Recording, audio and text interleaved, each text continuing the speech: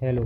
आज मैं आपको बताने वाला हूँ 8वें पे कमीशन के बाद आपकी सैलरी कितनी बढ़ेगी। तो चलिए शुरू करते हैं। बहुत पहले से ये 8 जो पहला पे कमीशन था, फिर दूसरा आया, इस प्रकार से ये 8वां कमीशन आने वाला है। तो ये 5वां कमीशन आया था 1997 में। तो मिनिमम पे थी 2550 रुपये, मैक्सिमम पे थी 30,000 रुपये। तो इस तरीके से ये हर साल बढ़ती है।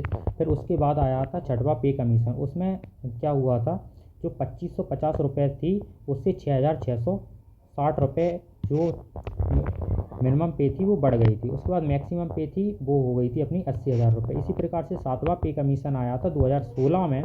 हर 10 साल में ये बढ़ता है। तो फिर 18,000 रुपये, ये 18,000 रुपये जो बेसिक पे थी, तो मिनिमम पे थी वो 18,000 रुपये हो गई थी, और मैक्सिमम पे थी वो 2.5 लाख रुपये हो गई थी। फिर इसी प्रकार से अब 10 साल पूरे होने वाले हैं और 2026 में 8वां पे कमीशन आने वाला है।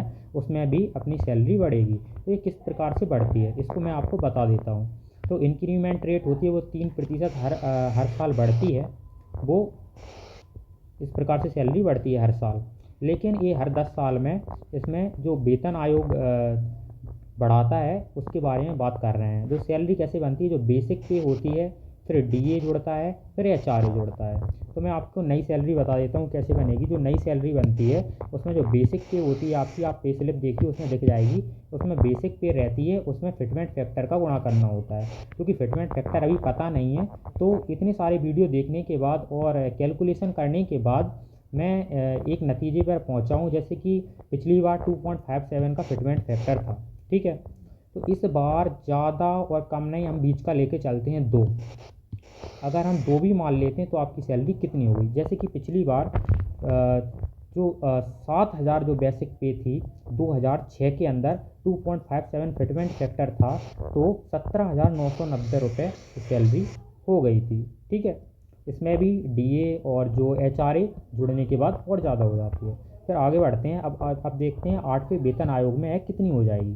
तो 2 फिटमेंट फैक्टर मान के चलते हैं, ठीक है। तो नई सैलरी आपकी होगी, तो 18,000 रुपये अभी थी जो बेसिक पे, उसमें 2 का गुणा करते हैं तो 36,000 रुपये आपकी जो बेसिक पे हो जाएगी, और उसमें आप एचआरए जोड़ लेंगे। लेकिन इसमें जो वेतन आयोग लागू होता है उसमें डीए 0% रखा जाता है, तो आपका डीए नहीं जुड़ेगा। शायद अगर जोड़ भी सकते हैं, लेकिन आप इतनी मान के चलिए कि आपकी 36,000 रुपये, अगर 18,000 है बेसिक पे, तो 36,000 प्लस एचआरए जोड़ के आपकी जितनी भी हो उतनी हो जाएगी।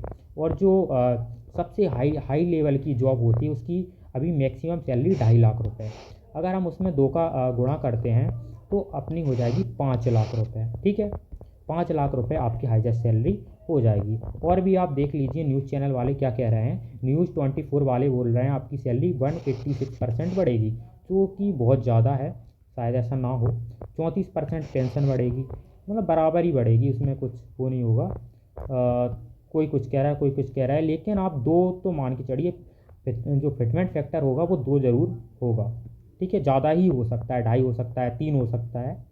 और जैसे कि इसमें है कि न्यूज बिहार वाले बोल रहे हैं कि 8वें वेतन आयोग के लिए फिटमेंट फैक्टर 2.87 होगा। देखिए, तो आपकी सैलरी इतनी तो बढ़ेगी ही जितनी मैंने आपको बताई है। जैसे कि अगर आपकी सैलरी माना कि 50,000 रुपये, कितनी आपकी 50,000 रुपये, ठीक है। जो बेसिक पे है वो आपकी कितनी है 50,000 रुपये, ठीक है।